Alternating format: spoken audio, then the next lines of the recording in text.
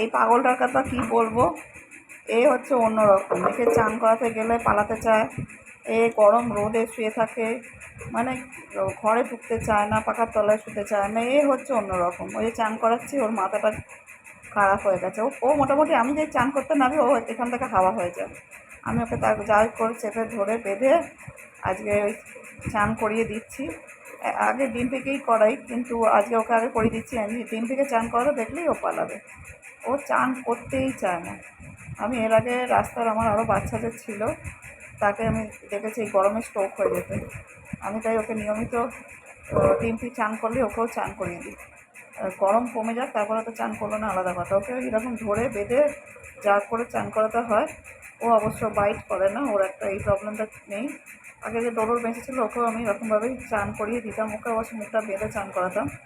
এর কোনো ঝামেলা নেই। এই যে দেখতে পাচ্ছেন আমি কীভাবে আমাকে যে চান করাতে হয়।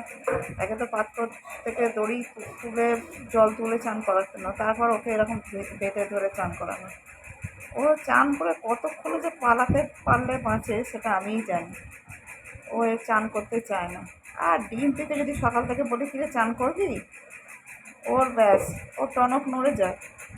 ও আর চান মানে সকাল থেকে অপেক্ষা করে থাকে আমি তখন চান করাবো। এরপর ডিম থেকে করাবো, দেখবেন কীরকম করে চান করবে। চান করবি।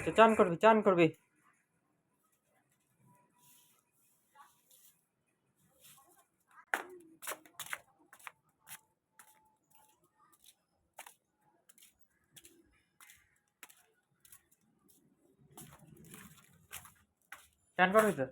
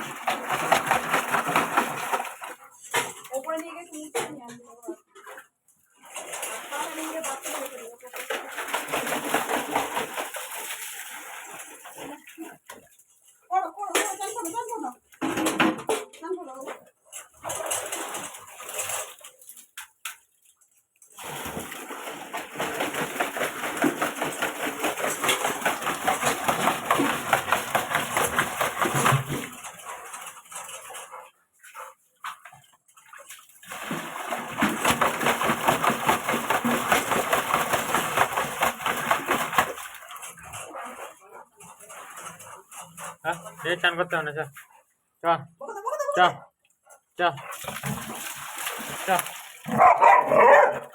চ চ চ চ চ আ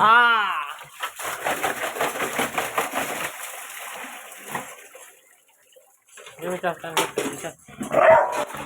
চ চ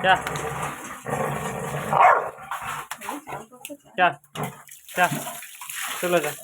চ চ চ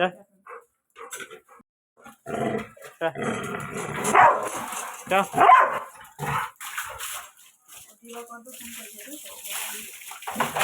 কিসের জন্য?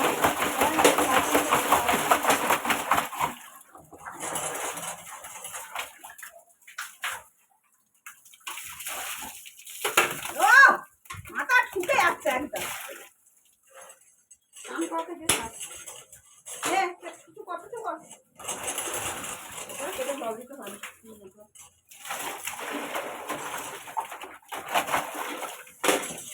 হ্যাঁ স্যার, ওই জলটাই ঢেলে দাও গায়ে, চলো নিয়ে চলে যাও।